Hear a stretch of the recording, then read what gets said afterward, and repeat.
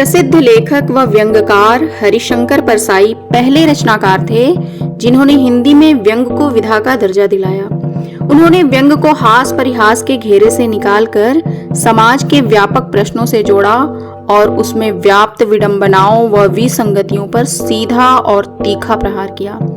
उनकी रचनाओं के उद्धरण न सिर्फ रसपूर्ण हैं बल्कि हमारे मन को आंदोलित करते हैं। आइए जानते हैं ऐसे विचारों के बारे में।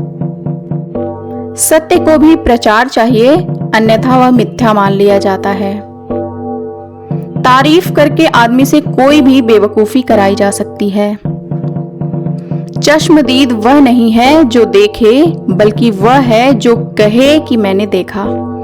सोचना एक रोग है, जो इस रोग से मुक्त हैं वे स्वस्थ हैं, वे धन्य हैं। हीनता के रोग में किसी के अहित का इंजेक्शन बड़ा कारगर होता है। राजनीति में शर्म केवल मूर्खों को आती है। लड़कों को ईमानदार बाप निकम्मा लगता है। दूसरों के दुख को मान्यता देना ही सहानुभूति है। व्यभिचार से जाति नहीं जाती, शादी से जाती है। धर्म अच्छे को डरपोक और बुरे को निडर बनाता है। झूठ बोलने के लिए सबसे सुरक्षित जगह अदालत है। नाक की हिफाजत सबसे ज्यादा इसी देश में होती है।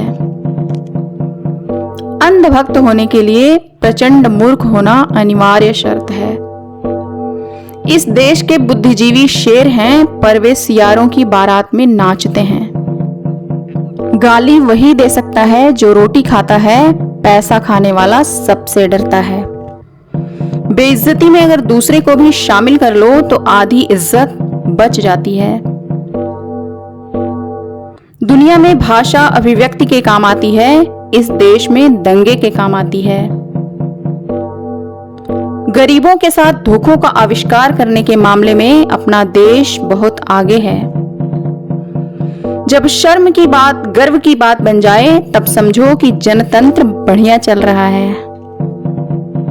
हर आदमी बेईमानी की तलाश में है और हर आदमी चिल्लाता है कि बड़ी बेईमानी है।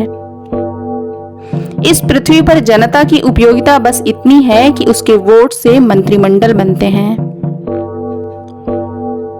राजनीति में, साहित्य में, कला में, धर्म में, शिक्षा में अंधे बैठे हैं और आंख वाले उन्हें ढो रहे हैं।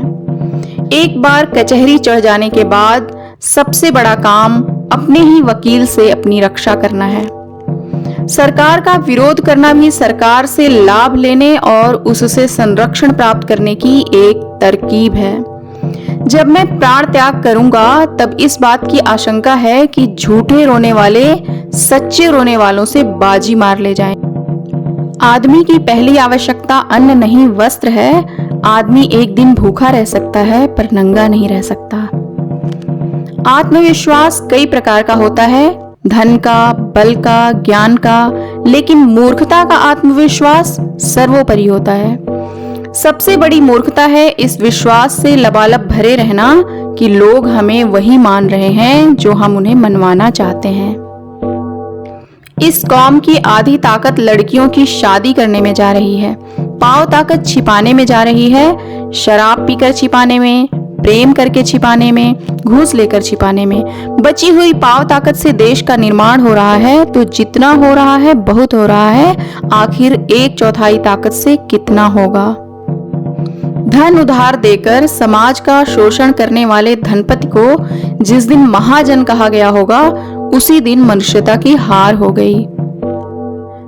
हम मानसिक रूप से दोगले नहीं तिगले हैं, संस्कारों से सामंतवादी हैं, जीवन मूल्य अर्ध पूंजीवादी हैं और बातें समाजवाद की करते हैं। इस देश में जो किसी की नौकरी नहीं करता वह चोर समझा जाता है। गुलामी के सिवा शराफत की कोई पहचान हम जानते ही नहीं हैं।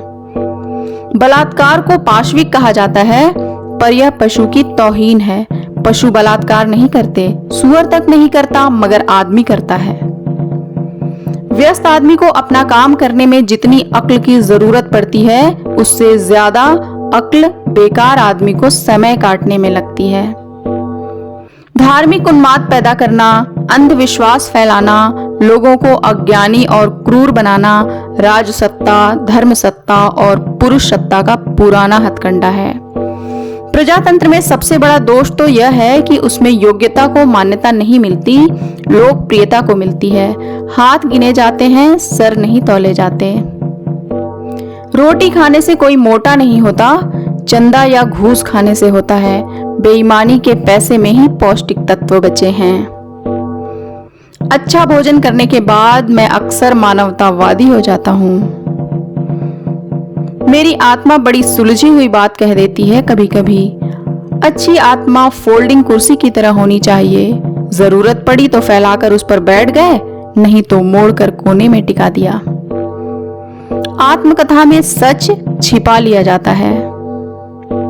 सबसे निरर्थक आंदोलन भ्रष्टाचार के विरोध का आंदोलन होता है।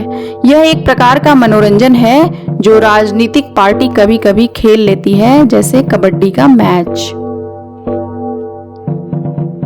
विचार जब लुप्त हो जाता है या विचार प्रकट करने में बाधा होती है या किसी के विरोध से भय लगने लगता है, तब तर्क का स्थान हुल्लड़ या गुंडागर्दी ले लेती है। नाम बदलने से कुछ नहीं होता।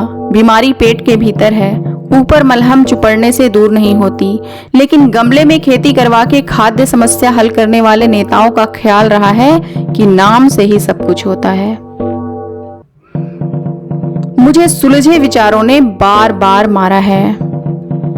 दोस्तों, वीडियो अच्छी लगी हो तो इसे लाइक जरूर करें। कमेंट सेक्शन में अपनी प्रतिक्रिया जरूर दें। मिलते हैं अगली वीडियो में कुछ और बेहतरीन विचारों के साथ। धन्यवाद।